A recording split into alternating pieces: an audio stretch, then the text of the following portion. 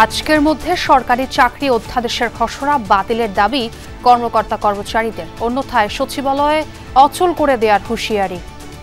কালো আইন সম্পূর্ণরূপে প্রত্যাহার না করা পর্যন্ত বাংলাদেশের 18 লক্ষ কর্মচারী ঘরে ফিরবে না। মামলার আসামি সচিবালয়ে বসে কিভাবে এই কালো আইন বাস্তবায়ন করে। সাম্য হত্যার বিচার দাবিতে ঢাবি উপাচার্যের কার্যালয়ে ছাত্র দলের বিক্ষোভ। সুষ্ঠু নির্বাচন যত দেরি হবে ততই বাড়বে সংকট, মন্তব্য আমির খসরুর। সচিবালয়ে আন্দোলনের সমালোচনা এনসিপি নেতা হাসনাত আব্দুল্লাহ। দ্রুত নয়, উপযুক্ত সময়ে সুষ্ঠু ও স্বচ্ছ ভোট প্রয়োজন বললেন সার্জিস আলম। রাজনৈতিক দলগুলোর সাথে সম্পর্ক উন্নয়নে সরকারকে আলোচনা অব্যাহত রাখার তাগিদ বিশ্লেষকদের, জবাবদিহিতা নিশ্চিত করার আহ্বান। ভাবা উচিত সরকারের যে তার জবাবদিহিতা যখন নিশ্চিত হবে এবং তার জবাবদিহিতা যত নিশ্চিত হবে ততই সরকার জনগণের সহযোগিতা পাবে। রাজনৈতিক দলগুলোর কিছু দাবি থাকে রেটরিক, গভর্নমেন্টের দরকার এইগুলোকে একটু ডিউ ইম্পর্টেন্স দিয়ে আপনার অ্যানালিসিস করা। কাল রাতে 4 দিনের জাপান সফরে যাচ্ছেন প্রধান উপদেষ্টা। সহজ শর্তে $100 কোটি ঋণ চাইবে ঢাকা, সই হবে 7 সমঝোতা স্মারক। রাজধানীর গুদারাঘাটে এক বিএনপি নেতাকে গুলি করে হত্যা, রাজনৈতিক দ্বন্দ্বের জের, দাবি স্ত্রীর। আমি অন্যদিকে একটু তাকানো ছিলাম, হঠাৎ করে দেখলাম ঠুস করে দুটো আওয়াজ হলো। ওটা দাঁড়ায় দেখি দুটো ছেলে সামনের দিকে হাইটা যাইতেছে। আপনারা একটু তদন্ত করে বের করেন, আমি জানতে চাই যে কেন মারলো আর কারা মারলো।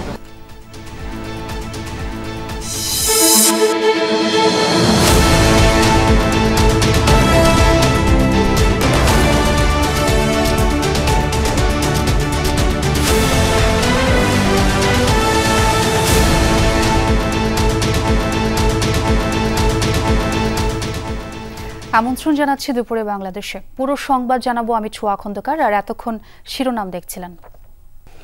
সরকারি চাকরি অধ্যাদেশ বাতিলের দাবিতে আজও সচিবালয়ে বিক্ষোভ অবস্থান, ধর্মঘট কর্মসূচি পালন করছেন কর্মকর্তা কর্মচারীরা। আজকের মধ্যে অধ্যাদেশ বাতিল করা না হলে সচিবালয় অচল করার পাশাপাশি সিএল ছুটি নিয়ে অফিস না করার ঘোষণা দিয়েছেন তারা। 8 ঘন্টা বন্ধ থাকার পর খুলে দেওয়া হয়েছে সচিবালয়ের প্রধান গেটগুলো। সরকারি চাকরি সংশোধন অধ্যাদেশ 2025 অনুমোদনের প্রতিবাদে সচিবালয়ের ভেতরে তৃতীয় দিনের মতো বিক্ষোভ করছে বাংলাদেশ সচিবালয় কর্মকর্তা কর্মচারী সংযুক্ত পরিষদ। নিবর্তনমূলক ও কালা কানুন আখ্যায়িত করে এই অধ্যাদেশ প্রত্যাহারের দাবি জানিয়ে আসছে সংগঠনটি। শত শত কর্মচারী দফতরের কার্যক্রম বন্ধ রেখে বিক্ষোভে যোগ দিয়েছেন। সচিবালয় প্রবেশের গেট বন্ধ করে দিয়েছেন তারা। অবস্থান ধর্মঘট পালন করেন মন্ত্রিপরিষদ বিভাগ ও জনপ্রশাসন ভবনের সামনে। এ সময় কর্মচারী নেতারা জানান, নতুন অধ্যাদেশের কারণে চাইলেই কর্মকর্তা কর্মচারীদের চাকরি থেকে অব্যাহতি দেওয়া যাবে, আপিলের সুযোগও নেই। তাই অধ্যাদেশের বিতর্কিত ধারা বাতিল না হওয়া পর্যন্ত আন্দোলন চালিয়ে যাওয়ার ঘোষণা দিয়েছেন নেতারা। বলেছেন, কর্মবিরতির পাশাপাশি বিদ্যুৎ সংযোগ বিচ্ছিন্ন করা হবে।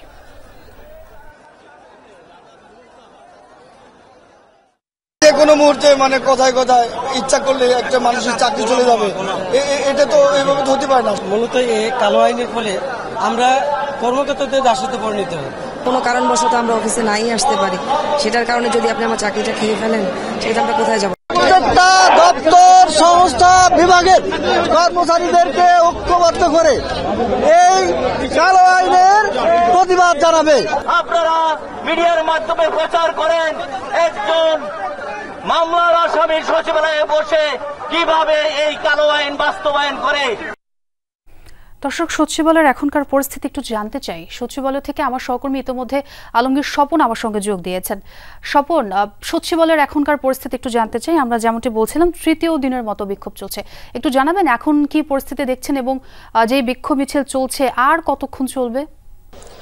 ছোঁয়া, যেটি হলো যে সরকারি চাকরি অধ্যাদেশ এর যে বিতর্কিত ধারাগুলো আছে সেগুলো বাতিলের দাবিতে যে সরকারি কর্মচারী কর্মকর্তারা যে আন্দোলন আজকে তৃতীয় দিনের মতো আজকে সকাল 11টা থেকে তারা আন্দোলনটি শুরু করেছিলেন, মিছিল সমাবেশ করেছেন বিভিন্ন দপ্তরের সামনে যে। তো এই মুহূর্তে মিছিল সমাবেশ স্থগিত আছে। তারা আমার সাথে দুজন কর্মচারী নেতা আছেন, তাদের পরবর্তী কর্মসূচি কি সেটি আমরা একটু জানি। নুরুল ইসলাম, আপনাদের পরবর্তী কর্মসূচি বা কি করছেন?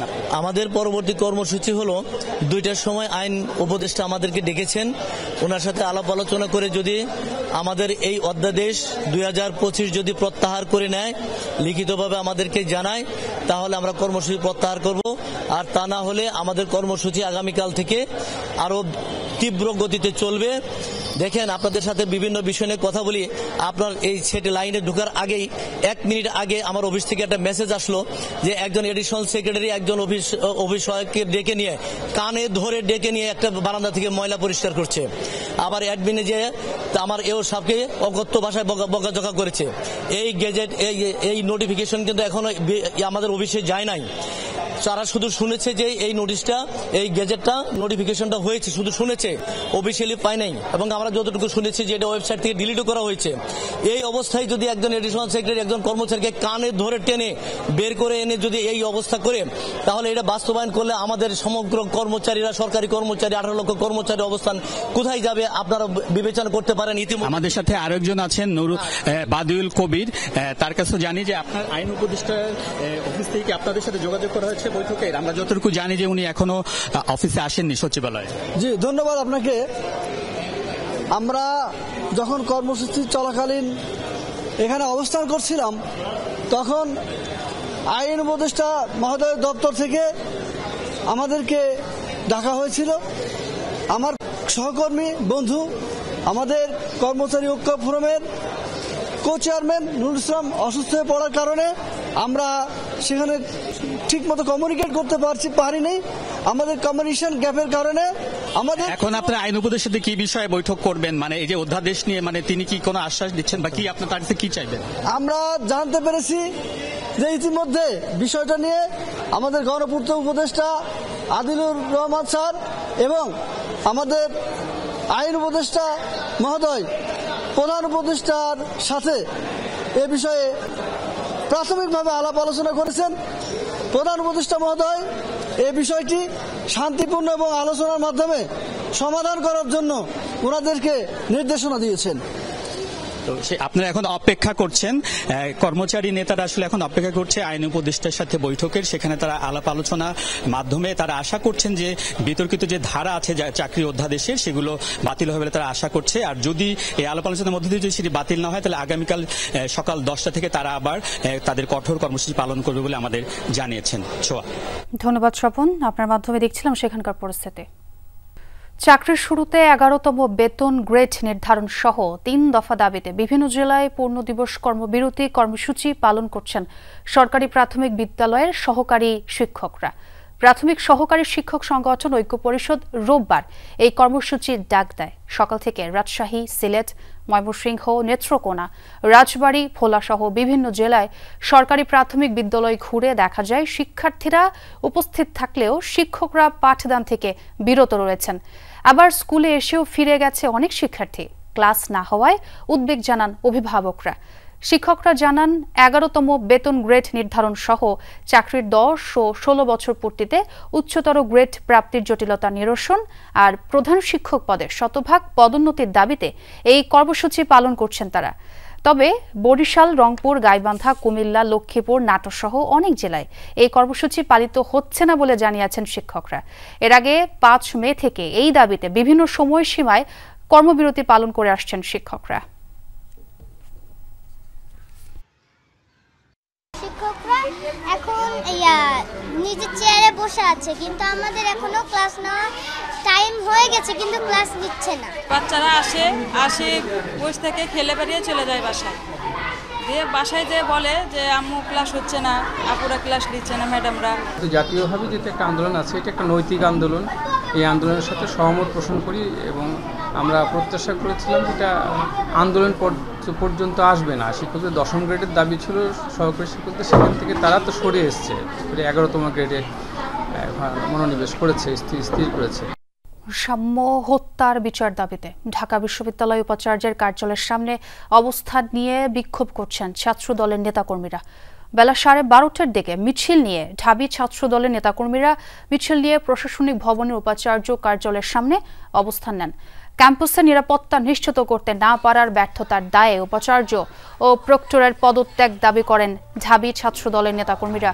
দ্রুতই ক্যাম্পাসে নিরাপত্তা নিশ্চিত না হলে তাদের চেয়ার থেকে নামিয়ে দেওয়ার হুঁশিয়ারি দেন তারা। এদিকে এই হত্যার ঘটনায় তদন্ত প্রতিবেদন জমা দিয়েছে ঢাকা বিশ্ববিদ্যালয় গঠিত কমিটি। সকালে উপাচার্য ভবনে এই প্রতিবেদন হস্তান্তর করা হয় বলে জনসংযোগ দপ্তরের এক বিজ্ঞপ্তিতে জানানো হয়েছে।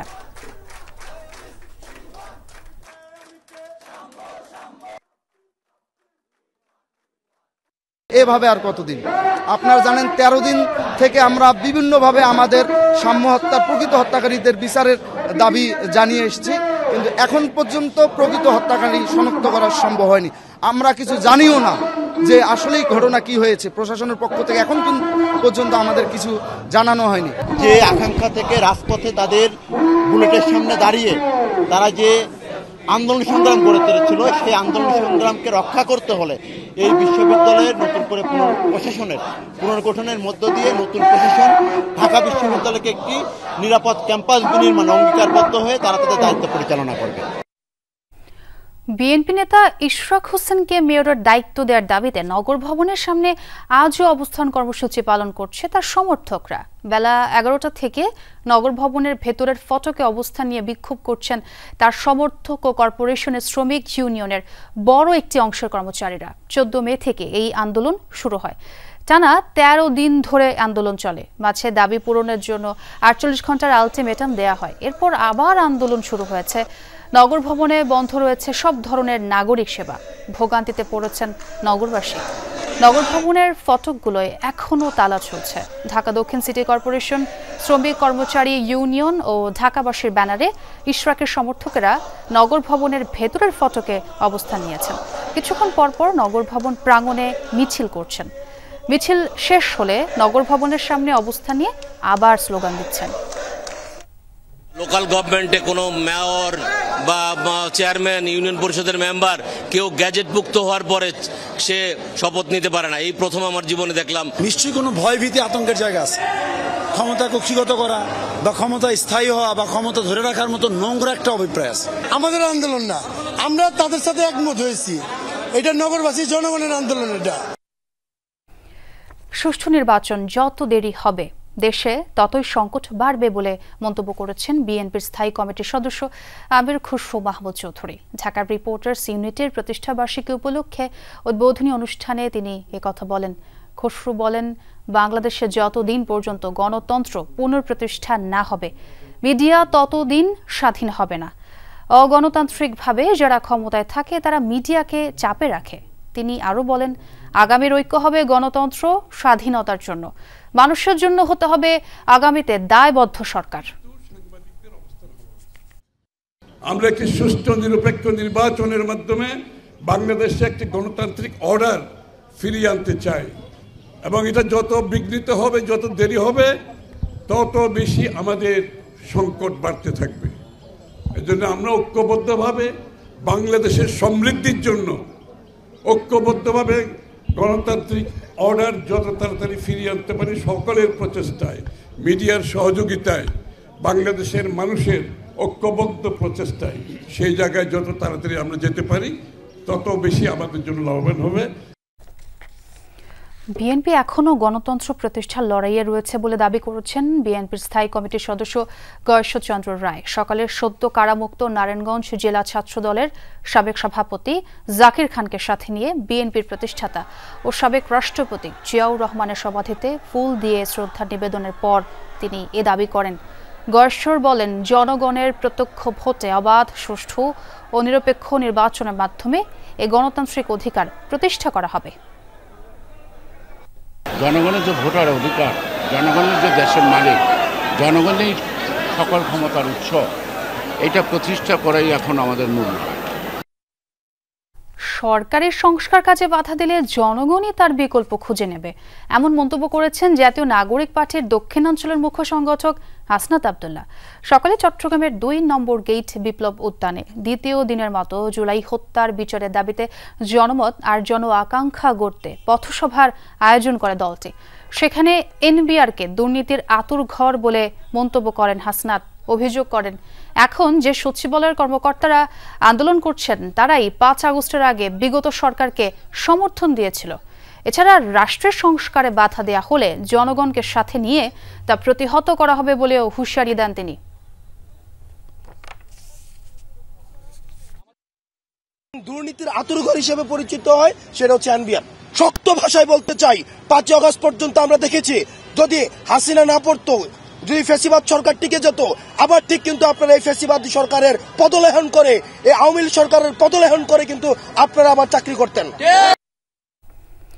সুষ্ঠু ও স্বচ্ছ নির্বাচন না হলে তা অভ্যুত্থান পরবর্তী কলঙ্কে পরিণত হবে। নীলফামারীতে এমন মন্তব্য করেছেন এনসিপির উত্তরাঞ্চলের মুখ্য সংগঠক সার্জিস আলম।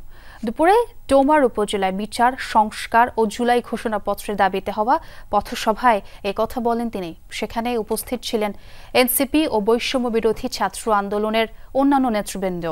সার্জিস বলেন, নির্বাচন দ্রুত করতে গেলে তা সুষ্ঠু ও স্বচ্ছ হবে না। আওয়ামী লীগের আমলে দুর্নীতি দমন কমিশন দুর্নীতির আখড়া ছিল বলে অভিযোগ করেন তিনি। আরও বলেন, দুদককে ব্যবহার করে রাজনৈতিক ফায়দা নিয়েছে আওয়ামী লীগ।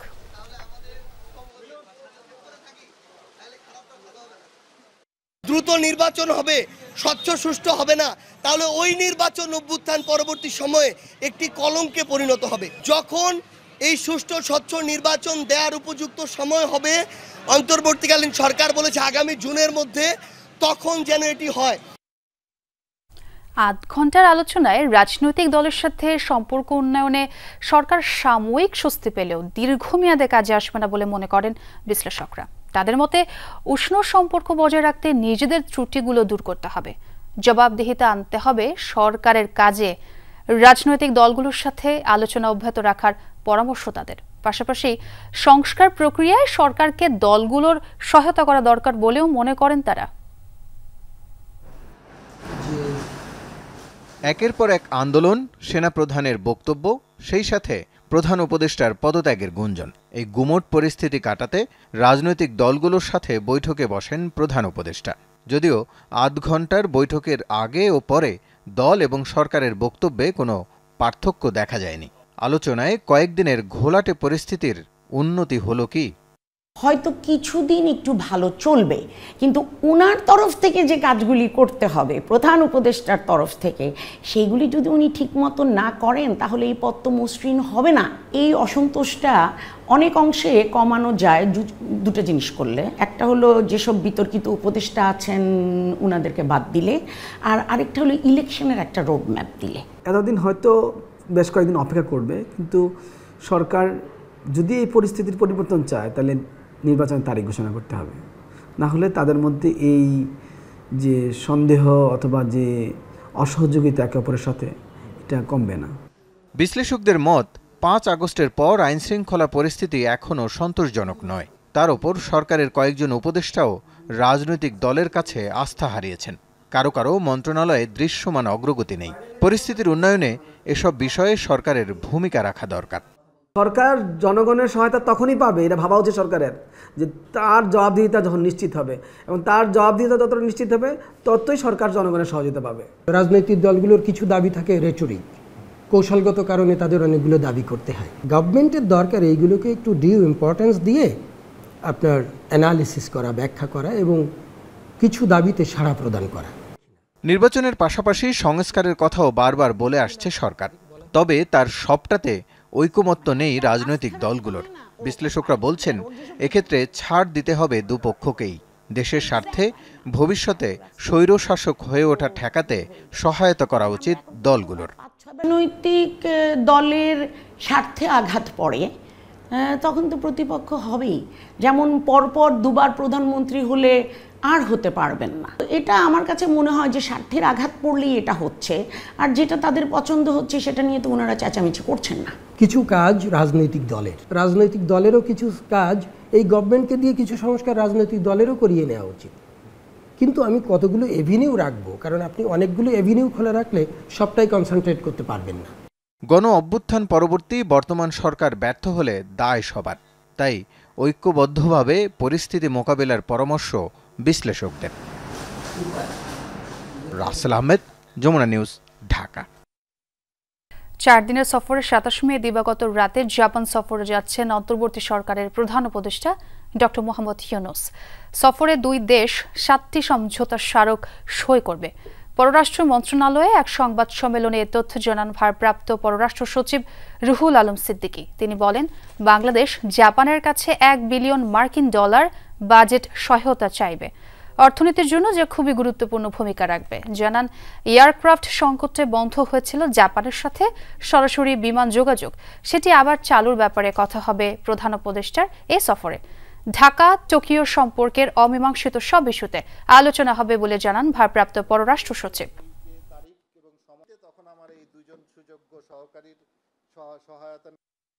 আমরা বাজেটারি সাপোর্ট হিসেবে জাপানের কাছ থেকে $1 বিলিয়ন চাচ্ছি। এটি আমাদের জন্য খুবই গুরুত্বপূর্ণ একটি বিষয়। এই বাজেটারি সাপোর্ট প্লাস হচ্ছে জাইকা এবং জেটপ্রোর সাথে স্যারের এই মিটিং আমাদের অর্থনীতির জন্য খুবই গুরুত্বপূর্ণ। শেখ হাসিনাকে ট্রাইব্যুনালে হাজির হতে আন্তর্জাতিক অপরাধ ট্রাইব্যুনাল নোটিশ জারি করে পত্রিকায় বিজ্ঞপ্তি দিয়েছে। আগামী 3 জুন সকাল 10টায় ট্রাইব্যুনালে হাজির হতে বলা হয়েছে। সোমবার 2টি জাতীয় পত্রিকায় এ বিজ্ঞপ্তি প্রকাশ করা হয়। আন্তর্জাতিক অপরাধ প্রসিকিউটর গাজী মোনাওয়ার হুসাইন তামিম বলেন, সময় মতো আদালতে হাজির না হলে বা জবাব সন্তোষজনক না হলে শেখ হাসিনা সহ 2 জনের 1 বছরের কারাদণ্ড ও 5,000 টাকা জরিমানা হতে পারে। বলেন, গতকাল আদালতে জবাব দেওয়ার কথা থাকলেও তা দেননি শেখ হাসিনা, তাই আবারও তাদের সুযোগ দিয়েছেন আন্তর্জাতিক অপরাধ। সামাজিক যোগাযোগ মাধ্যমে ছড়িয়ে পড়া 227 জনকে হত্যার লাইসেন্স পেয়ে গেছি এমন একটি অডিও বক্তব্যের ফরেনসিক বিশ্লেষণে এটি সাবেক প্রধানমন্ত্রী শেখ হাসিনার কণ্ঠ বলে প্রমাণ পায় আন্তর্জাতিক অপরাধ ট্রাইব্যুনালের তদন্ত সংস্থা। শেখ হাসিনার এমন মন্তব্যের প্রেক্ষিতে আদালত অবমাননার অভিযোগে তাকে ট্রাইব্যুনালে হাজির হতে 2টি জাতীয় দৈনিকে বিজ্ঞপ্তি প্রকাশের নির্দেশ দেন আন্তর্জাতিক অপরাধ ট্রাইব্যুনাল। গতকালকে ট্রাইব্যুনালে তাদের হাজির হওয়ার দিন ধার্য ছিল। তারা দুজনের কেউই ট্রাইব্যুনালে হাজির হয়নি। তবে তাদেরকে অধিকতর স্বচ্ছ বিচারের স্বার্থে পুনরায় আরেকবার সুযোগ প্রদান করেছেন ট্রাইব্যুনাল। সে অনুযায়ী গতকালকে আন্তর্জাতিক অপরাধ ট্রাইব্যুনালের পক্ষ থেকে আরও 7 দিনের সুযোগ দিয়ে বাংলাদেশে বহুল প্রচলিত 2টি জাতীয় পত্রিকায় বিজ্ঞপ্তি প্রদান করার জন্য আদেশ প্রদান করা হয়। ফিল্মি স্টাইলে হত্যা করা হলো গুলশান থানা বিএনপির যুগ্ম সম্পাদক ও ইন্টারনেট ব্যবসায়ী কামরুল আহসান সাধনকে। রোববার রাত 10:30টার দিকে মধ্যবাড্ডার গুদারাঘাট এলাকায় তাকে পেছন থেকে গুলি করে 2 যুবক। স্থানীয়রা উদ্ধার করে হাসপাতালে নিলেও শেষ রক্ষা হয়নি। তার স্ত্রীর দাবি, রাজনৈতিক দ্বন্দ্বে এমন হত্যাকাণ্ড, দৃষ্টান্তমূলক শাস্তি চান স্বামী হত্যার। এ ঘটনায় বাড্ডা থানায় মামলা করেছেন সাধনের স্ত্রী। মধ্যবাড্ডা গুদারাঘাটের 4 নম্বর সড়কের একটি দোকানের সামনে আড্ডা দিচ্ছিলেন বিএনপি নেতা ও ইন্টারনেট ব্যবসায়ী কামরুল আহসান সাধন। হঠাৎ পেছন থেকে 2 যুবক খুব কাছ থেকে তাকে গুলি করে। মুহূর্তে লুটিয়ে পড়েন সাধন। এরপরেও তাকে লক্ষ্য করে ছোড়া হয় কয়েক রাউন্ড গুলি। দ্রুত ঘটনাস্থল থেকে সটকে পড়ে অস্ত্রধারী 2 জন।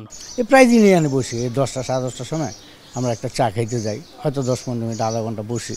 আমি হয়তো অন্যদিকে হয়তো একটু তাকানো ছিলাম, হঠাৎ করে দেখলাম ঠুস করে 2টা আওয়াজ হলো। ওটা দাঁড়ায় দেখি 2টা ছেলে সামনের দিকে হাইটা যাইতেছে। অল্প বয়স্ক মনে হয়, বেশি বয়স না। গুলিবিদ্ধ সাধনের রক্তাক্ত দেহ সেখানেই পড়েছিল বেশ কিছু সময়। পরে তাকে উদ্ধার করে মহাখালীর একটি হাসপাতালে নিয়ে যায় কয়েক যুবক।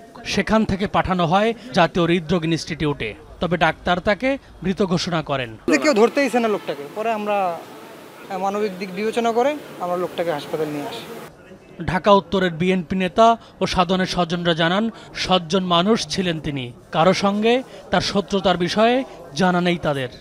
সাধন অত্যন্ত নিরীহ একজন মানুষ ছিল, সে নিজের মনে করে সে ব্যবসা বাণিজ্য করে, নিজের মতো করে চলে এবং আমাদের অত্যন্ত ডেডিকেটেড একজন কর্মী ছিল। আমার ছোটবেলার বন্ধু, আমাদের দীর্ঘদিন রাজপথে চলাফেরা, প্রোগ্রাম, ও হচ্ছে গিয়া একনিষ্ঠ একজন কর্মী, প্রোগ্রাম মিস করতেন না। যেহেতু রাজনীতি করে তো আবার বলছিল, আমি তার জিজ্ঞাসা করছি না ভাই আমরা তো কোনো কারো লগে কোনো দ্বন্দ্ব নেই। তবে সাধনের স্ত্রী বলছেন ভিন্ন কথা। জানান 5 আগস্টের পর থেকে রাজনৈতিক প্রতিপক্ষ তার সাথে শত্রুতা করতেন, এমন কথা স্ত্রীকে জানিয়েছিলেন বেশ কয়েকবার। আগে কোনো সমস্যাই ছিল না, এই 5 আগস্টের পরে থেকে এই সব সমস্যা হইতাছে। বাসায় আইসা বলতো যে আমার সাথে শুধু শুধু করে, শত্রুতাম করে, আমার করে, আমি কি জন্য আমার সাথে এমন। রাজনীতি কি বেশি, ব্যবসা বাণিজ্য নিয়ে, ব্যবসা তো আওয়ামী লীগের আমলতে 2018 সালেতে আমাদের ইন্টারনেটের একটা ব্যবসা করতেছে, এই পর্যন্ত শুনি নাই ব্যবসা নিয়ে কারোর সাথে কোনো ঝামেলা হইতে। আপনারা একটু তদন্ত করে বের করেন, আমি জানতে চাই যে কেন মারলো আর কারা মারলো। সাধনের গ্রামের বাড়ি লক্ষ্মীপুর সদরে। স্ত্রী জানান জানাজা শেষে তাকে দাফন করা হবে আশুলিয়া কামারপাড়ার একটি কবরস্থানে। M A Aziz, Jamuna news, Dhaka. ব্যবসায়ী নাসির উদ্দিন মাহমুদ ও তুহিন সিদ্দিকী অমির সহ 3 জনের বিরুদ্ধে চিত্রনায়িকা পরিমণিকে শ্লীলতাহানির অভিযোগে করা মামলায় জেরার জন্য আদালতে হাজির হয়েছেন চিত্রনায়িকা পরিমণি। সকাল 11টার দিকে নিজের গাড়িতে করে আদালত প্রাঙ্গণে উপস্থিত হন তিনি। এরপর 11টা 5 মিনিটের দিকে ঢাকা নারী ও শিশু নির্যাতন দমন ট্রাইব্যুনাল 9-এ প্রবেশ করেন পরিমণি। এ মামলায় আজ আসামি পক্ষের আইনজীবীরা তাকে জেরা করবেন বলে জানা গেছে। মামলার সূত্রে জানা গেছে 2021 সালের 14 জুন ধর্ষণ চেষ্টা ও হত্যা চেষ্টার অভিযোগে ব্যবসায়ী নাসির উদ্দিন মাহমুদ ও তার বন্ধু অমির নাম উল্লেখ করে এবং 4 জনকে অজ্ঞাত আসামি করে সাভার থানায় মামলা করেন পরিমণি।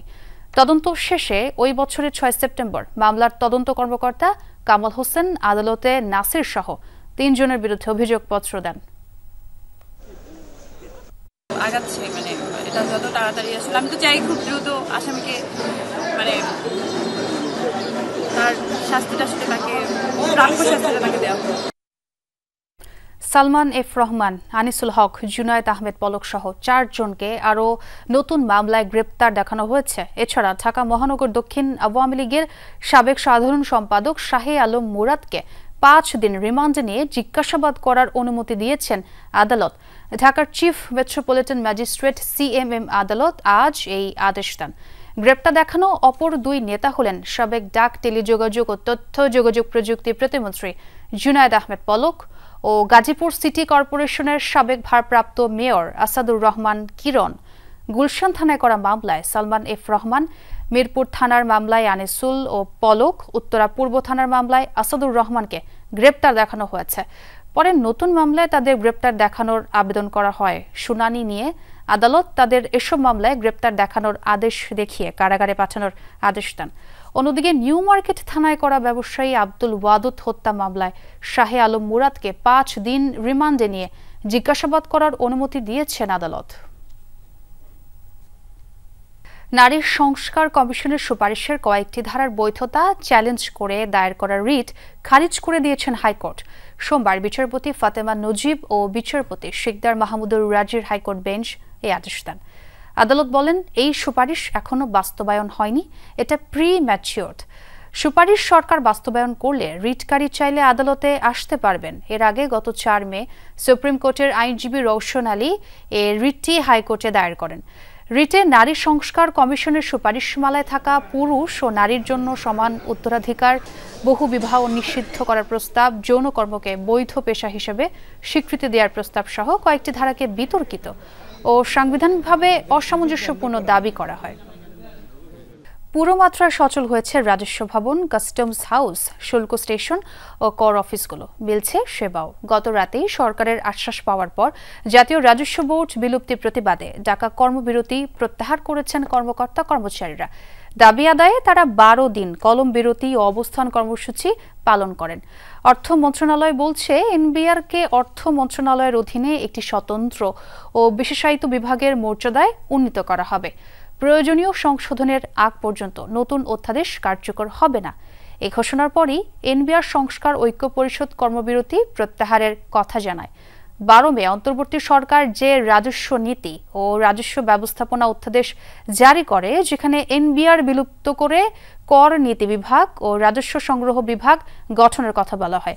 এরপর থেকে এই অধ্যাদেশ বাতিল সহ 4 দফা দাবিতে আন্দোলনে নামেন রাজস্ব কর্মকর্তারা। তবে চেয়ারম্যানের পদত্যাগের দাবিতে এখনো অনড় অবস্থানে আছেন এনবিআর সংস্কার ঐক্য পরিষদ। উন্নয়নমূলক কর্মকাণ্ডের হিসাব শুধু কাগজ কলমে থাকলে হবে না, বাস্তবতার নিরিখে চিন্তা করতে হবে বলে মন্তব্য করেছেন অর্থ উপদেষ্টা ডক্টর সালেউদ্দিন আহমেদ। সকালে রাজধানীর একটি হোটেলে আয়োজিত উন্নয়নমূলক প্রকল্পের মূল্যায়ন, জবাবদিহিতা ও নৈতিকতার শীর্ষক সেমিনারে এমন মন্তব্য করেন তিনি। সাধারণ মানুষের উপকারে আসে এমন প্রকল্প গ্রহণের আহ্বান জানান উপদেষ্টা। বলেন, এতে আর্থসামাজিক উন্নয়ন ত্বরান্বিত হবে। উন্নয়নের ধারাবাহিকতায় নীতি, নৈতিকতা ও স্বচ্ছতাকে অনেক বেশি গুরুত্ব দেওয়ার তাগিদ দেন তিনি। বলেন, প্রকল্প সম্পর্কে সাধারণ মানুষকেও অবহিত করা উচিত। সালাউদ্দিন আহমেদ বলেন, অনেক প্রতিষ্ঠান আছে যারা অযোগ্য হওয়া সত্ত্বেও কাজ পেয়ে যায়, এতে প্রত্যাশিত ফল পাওয়া যায় না। এসব প্রতিষ্ঠানের কার্যক্রম নিরীক্ষার আওতায় আনার পরামর্শ দেন অর্থ উপদেষ্টা।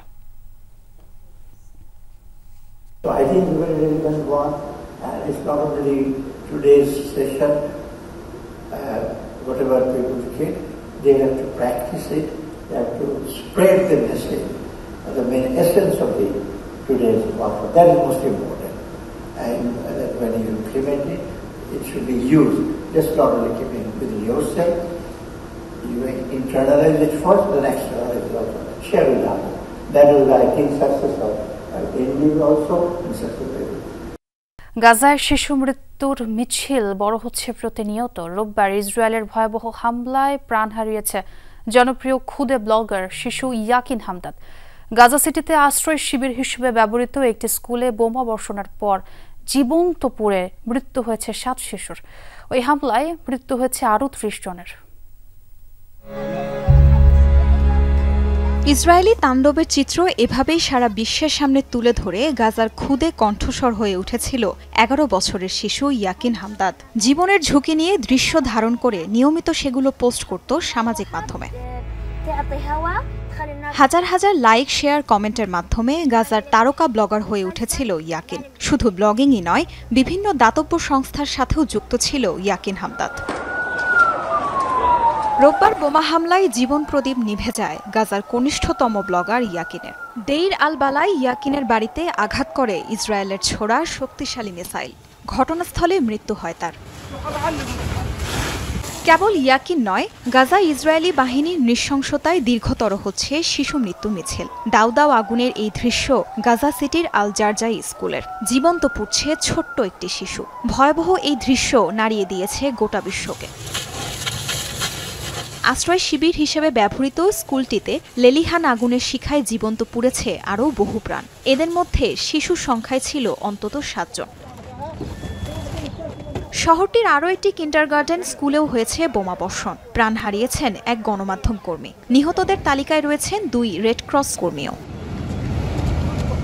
গাজা সিটির স্কুলে হামলা আর বিভৎসতার খবরে ইসরায়েলের বিরুদ্ধে নিন্দার ঝড় উঠেছে বিশ্বে। যদিও বরাবরের মতো তেল আবিবের দাবি, সন্ত্রাসীদের আস্তানা ধ্বংসেই টার্গেট করা হয়েছে স্কুল।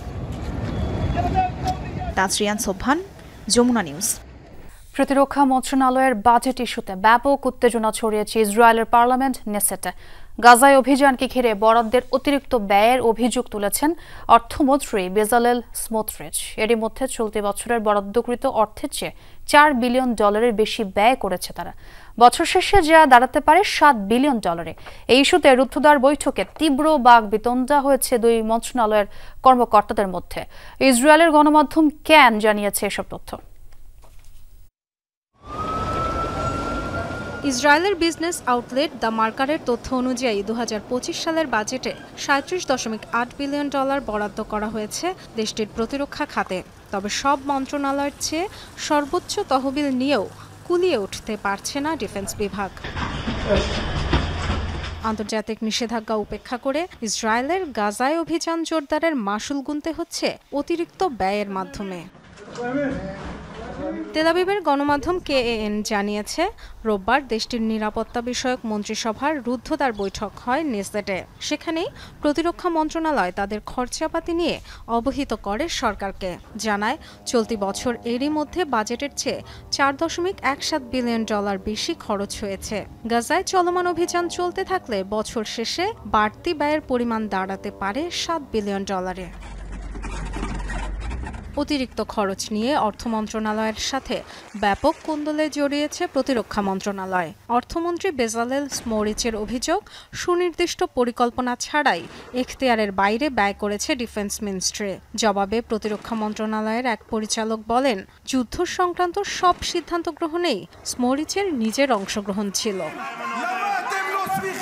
গাজায় অভিযানকে ঘিরে 1.5 বছর ধরেই বিভিন্ন সময় বিবাদে জড়িয়েছে ইসরায়েলের প্রশাসন। গেল সপ্তাহেই সরকারের কর্মকাণ্ড নিয়ে সমালোচনার জেরে নেসেটের পোডিয়াম থেকে ধাক্কা মেরে সরিয়ে দেয়া হয় আরব ইসরায়েলি এমপি আয়মান ওদেহকে। Dorothy Tasrin, Jamuna news. 5 বারের বিশ্ব চ্যাম্পিয়ন ব্রাজিলের দায়িত্ব নিতে রিও ডি জেনেরিওতে পৌঁছেছেন কোচ কার্লো এনচেলোত্তি। রোববার রাতে একটি প্রাইভেট জেটে করে সেখানে পৌঁছান রিয়াল মাদ্রিদের সাবেক এই কোচ। বিমানবন্দরে পৌঁছানোর পর আনুষ্ঠানিকভাবে কোনো অভ্যর্থনা ছিল না অ্যানচেলোত্তির জন্য। এই সময় তার সাথে ছিলেন পরিবারের কয়েকজন সদস্য ও কোচিং স্টাফরা। ব্রাজিলে পৌঁছেই বিশ্বকাপ বাছাই পর্বে ইকুয়েডর ও প্যারাগুয়ের বিপক্ষে দল ঘোষণা করবেন এই কোচ। আগামী বিশ্বকাপ পর্যন্ত এই ইতালিয়ানের সাথে চুক্তি করেছে ব্রাজিল ফুটবল। দীর্ঘ সময়ের শিরোপা খরা খুঁজিয়ে আবারও সেলেসাওদের বিশ্ব চ্যাম্পিয়ন করার লক্ষ্য কার্লো এনচেলোত্তির। দর্শক, এ ছিল দুপুরে বাংলাদেশে। এতক্ষণ যারা সঙ্গে ছিলেন সবাইকে ধন্যবাদ।